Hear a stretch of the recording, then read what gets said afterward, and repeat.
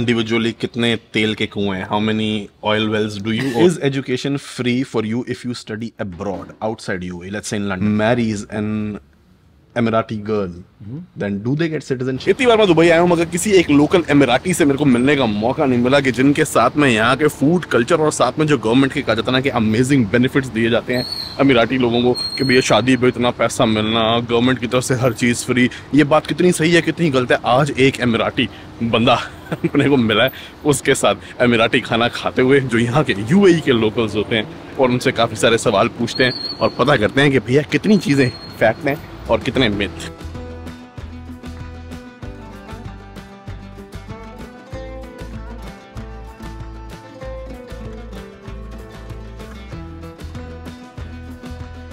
अब जहां मेरे को सर ने बुलाया ना, उस जगह का नाम है अरेबियन टी हाउस, जो मेरा आर्कियोलॉजिकल साइट में पड़ता है।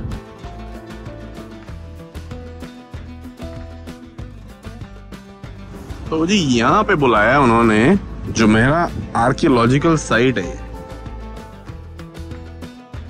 ये जी अरबिक स्नैक्स, ये हो गए obviously Arabic shawarma, you can not go wrong with these. ये हो गए जी अरबिक सैलड, और ये हो गए कुछ अरबिक और लेट्स से इमिराती main course. Finally, I met the Emirati gentleman here, and how would you introduce yourself, sir? So my name is Payman Al-Awadi, and I love food and I love my country. So those are the two things that I talk about a lot. Oh, perfect. So we are actually here to talk about just these two. Amazing.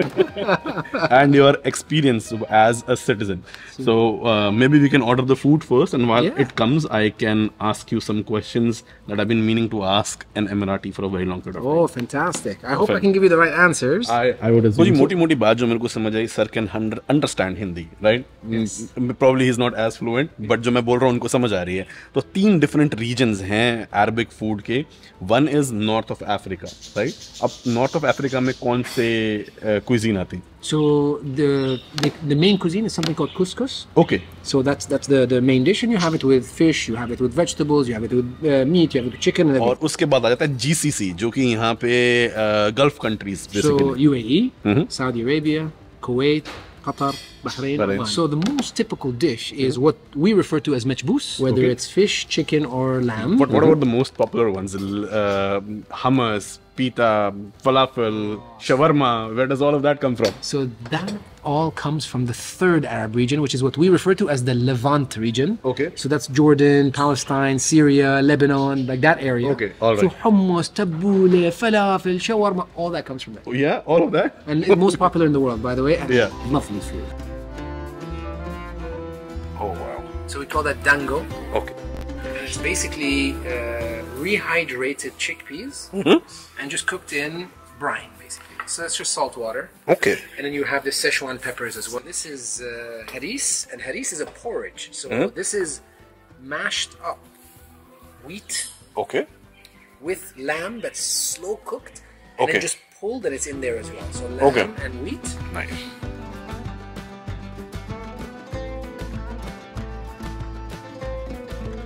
So again, you remember what I said. You cook that meat in spices, and then you take out the meat and you cook the rice in those same spices that the meat was in. Lime, this is black lime, this is dried lime. Okay. So we let lime sit in the sun, gets completely dry, and then we use that in cooking. It's beautiful, it's very nice. People eat that as well.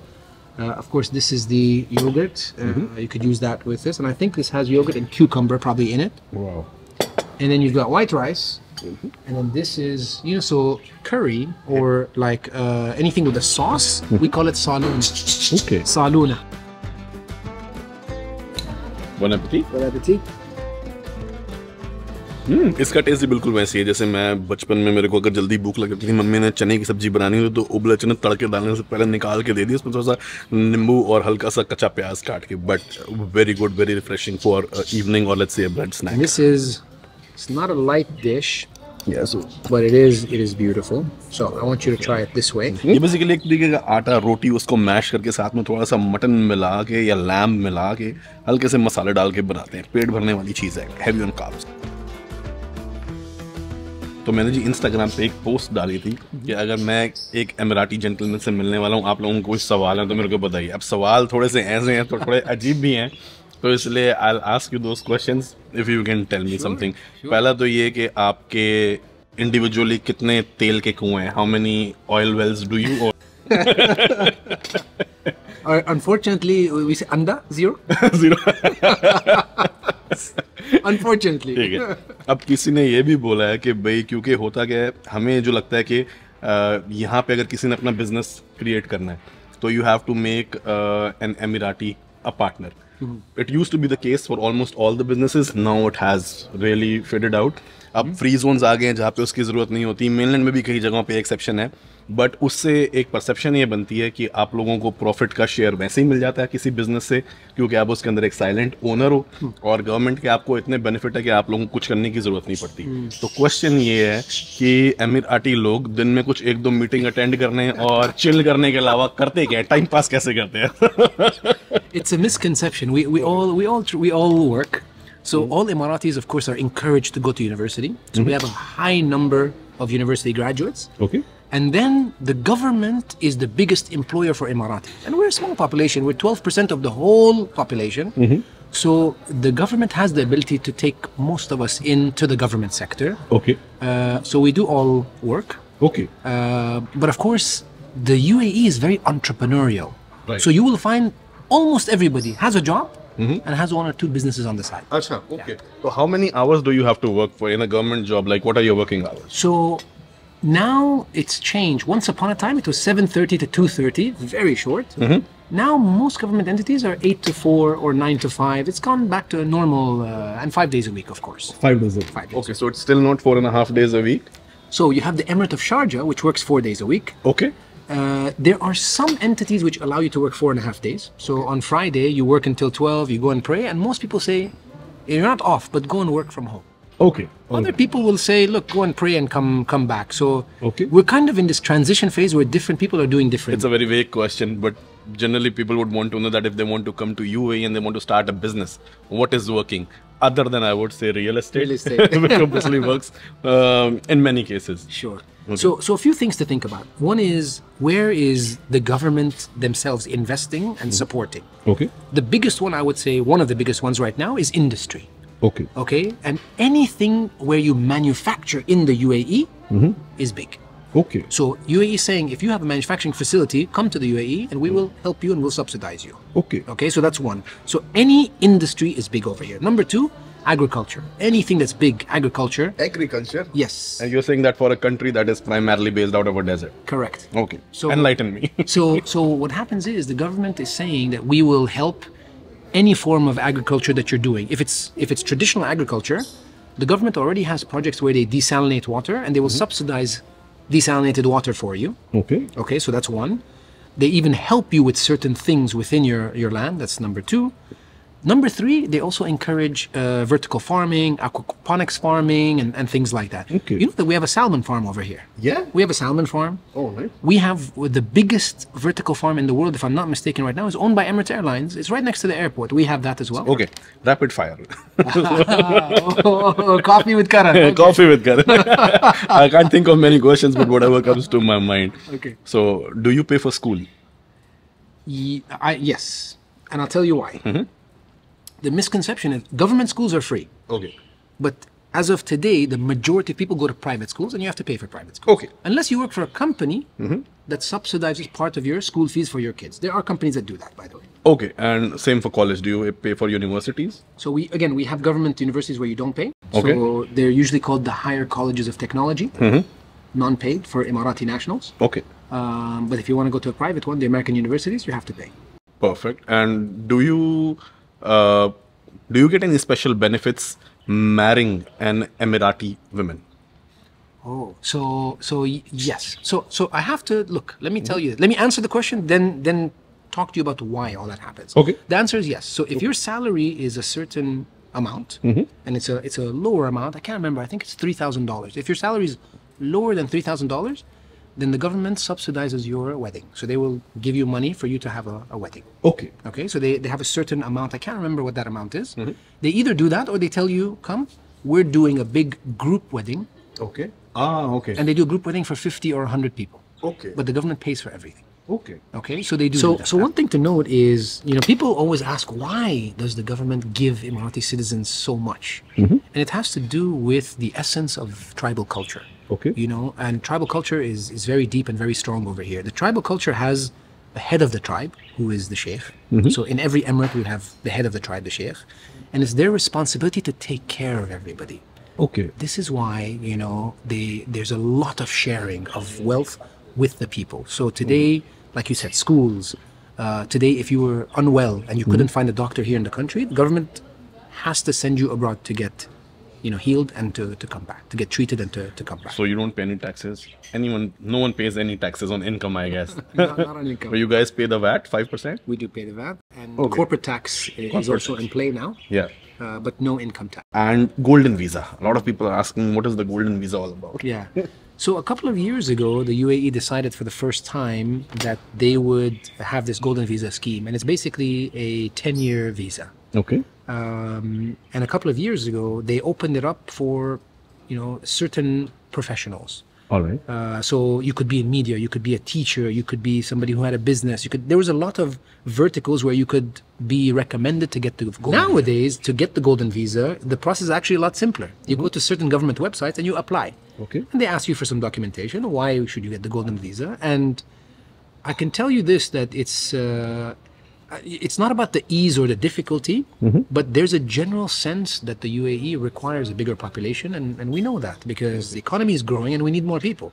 So if you meet the criteria, it should be very simple for you to get the golden visa. It's not difficult.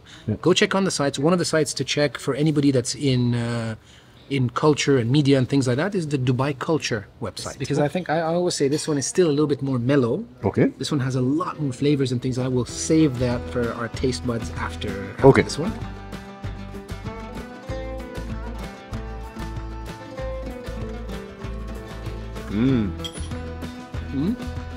Yeah. It's a perfect balance. How like the minimal spices can make things very flavorful. अब historically Dubai आप 50-60 पहले एक साल की बात लगा लो तो pretty much एक साइड पे desert ही होता था, तो इसका पोर्ट वाला एरिया था which was like close to the sea, तो उस साइड पे जो लोग रहते थे उनका predominantly खाना होता था तरह तरह की different fish, और जो desert साइड पे रहा करते थे उनका either sheep और camel और other kind of meat. कोई तकरीबन 100-125 साल पहले चावल आना शुरू हुआ और चावल आया इंडिया से, तो ये so this dish is like not more than let's say 150-200 years old.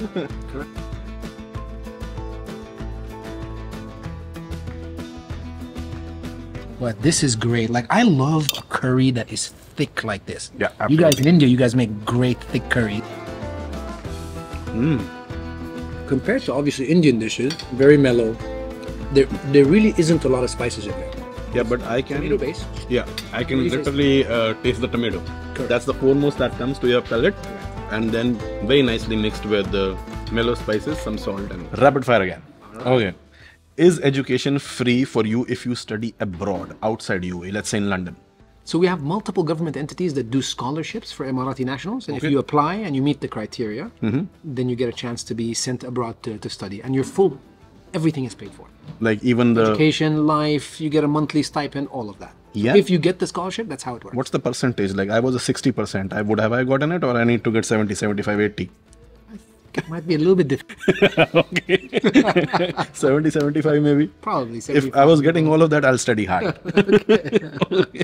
And how do people look at Emiratis, look at Indians or Pakistanis or other South Asian communities or Southeast Asians coming and working here? Because you get to hear a lot about the superiority complex that certain Emirati people might have over people who are working here in employment. So is this what is your take on that? Look, I'll tell you the general sense here from the leadership all the way down is that we owe a lot of what you see here to India and Pakistan and people from India. You know, a lot of what we've done over here is made by, you know, Indian and Pakistani hands and sweat, and we appreciate that. There's a huge amount of trade between them. There's a lot of business between them. There's a lot of Emiratis that lived in India and Pakistan for a very long time before they came here. Right. We shared currencies and all that sort of stuff. So generally, the sentiment is great. But, you know, you'll always find here and there bad apples. Of course. Right? I mean, that happens in every country in the world. Yeah, I can tell you, I'm sure that there are bad apples over here, but it's not the general standard and the sentiment. Yeah, I just had an Emirati stand up and serve me some delicious food, by the way. My pleasure, my pleasure. You're my guest. I have to do that. Thank you so very much. And if anyone who's not from Emirates marries an Emirati girl, then do they get citizenship? No, they don't. So the law in the UAE is like the law in most countries. It's the citizenship gets transferred by bloodline. Okay. Okay, so in a case where you marry an Emirati female, the husband doesn't get the Emirati citizenship. Child?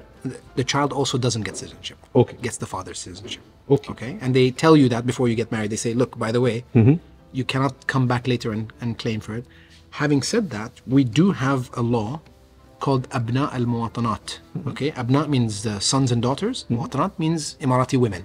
Okay. So there is a potential to apply for citizenship, and it could happen when the child turns 18. Okay. Okay, but it's at the discretion of the government. Okay. Okay. All right. So basically, just to clarify further about the citizenship thing, you cannot get the citizenship even if someone is born here. Correct. And you cannot get the citizenship no matter how long you stay here. you live and stay here, which is common, I think, for the most Gulf and Arab side of the world. if I'm not wrong. Absolutely, absolutely. You know, there's only 3 countries in the world where if you're born, you get citizenship now. Yeah? Only. So there's Canada, USA, Brazil. No other country in the world gives you citizenship by birth. Okay, this is something new that I learned today. Okay, next question. Do you all have sports cars and pet lions? It's a great YouTube video, and I wish I did, because it would give me a viral video. But Yeah. unfortunately, no. I have a beautiful Infinity, which I love very much, and as a pet, I have some birds in my garden, so I don't know if it constitutes pets. Pet lion. Okay, so not UAE or Dubai or the region is not what people just get to see in the viral reels and what is made it huge on social media. Okay. Another one just got redundant. It was asking what color is your Bugatti. Oh my god! That doesn't count anymore. Wow, it's that's in my dreams only. So no. Okay, the last question is, how many millions does your poorest citizen have? Whoa. Well, look, you'd be surprised. Again, you know, the advantage that we have, and we are very lucky. You know, we're very humbled by this. That the royal family, you know, within the tribal structure, is responsible for us, and they make sure that you get all the basics that you need. Okay, so what you probably will not find is an Emirati that is homeless, or doesn't have a home, or doesn't have education, or doesn't have the basics of life, right? But are they all millionaires? Certainly not. Everybody, you know, the majority of people are working class people, and I'd say they're better off than a large percentage of population in the world, but I wouldn't consider them to be rich or millionaires. Perfect. Thank you. That was all my questions. It was really lovely. Amazing. And thank you so much for the amazing food as well. My pleasure. Thanks, Mohit.